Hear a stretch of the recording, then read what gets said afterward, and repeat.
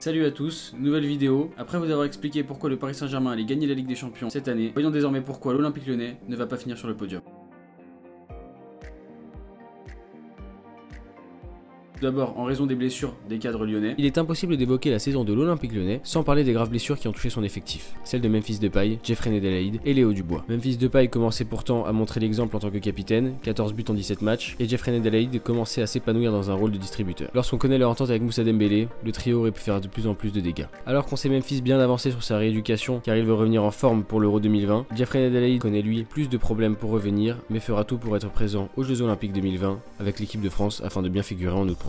Un calendrier défavorable avec plus de matchs à jouer que les concurrents. Explosion de joie avec les supporters en milieu de semaine, qualification pour la finale de la Coupe de la Ligue, bonheur plein pour les supporters lyonnais. Mais l'inquiétude règne néanmoins. Et depuis cette saison-là, c'est pire que tout. On voit des matchs de merde. Avec des joueurs pas toujours convaincants et un effectif réduit, les Gaunes sont encore engagés sur tous les tableaux. Finale de la Coupe de la Ligue, 8ème de finale de Ligue des Champions, quart de finale de Coupe de France et un championnat où ils sont à la traîne. Ce seront au moins 3 matchs de plus que les Lyonnais auront à jouer par rapport à leurs homologues marseillais ou rennais.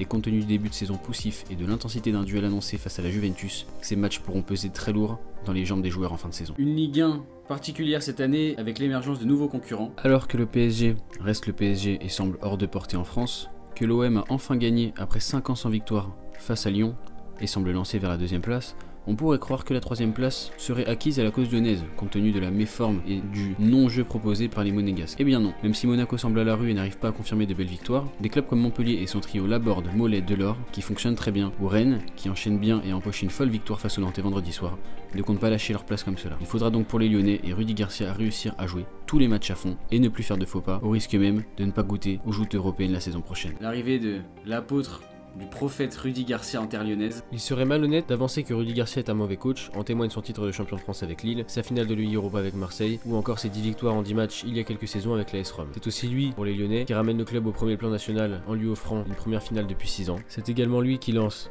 Ryan Cherki et Maxence Cacré avec la grande réussite qu'on connaît pour les deux jeunes, mais on ne peut pas faire abstraction de sa mauvaise gestion des groupes, comme à l'OM où tout le groupe l'avait lâché, parler de sa mauvaise gestion des cas lors des transferts. Je comprends pas, expliquez-moi pourquoi Strootman est toujours là, je comprends pas. Et pourquoi faire venir Karl Toko Ekambi alors qu'on a le meilleur neuf de Ligue 1 en la personne de Moussa Dembélé? Pourquoi faire signer Tino Kadewere alors que les supporters lyonnais s'attendent à ce que Ryan Cherki grignote de plus en plus de temps de jeu en cette seconde partie de saison? Rudy devra aussi nous éclairer sur les titularisations excessives de Maxwell Cornet, Bertrand Traoré ou Thiago Mendes et celle trop rare d'un Jean Lucas qui fait ses preuves à chaque match. Et Rudy va devoir faire vite s'il veut garder sa cote de popularité élevée chez les supporters lyonnais et s'imposer dans le temps dans l'institution. Pour cela, rien de plus simple, gagner la finale de la Coupe de la Ligue face au Paris Saint-Germain ou le 8ème de finale face à la Juventus Turin. Mais bon, difficile lorsqu'on sait que Rudy n'aime pas les gros.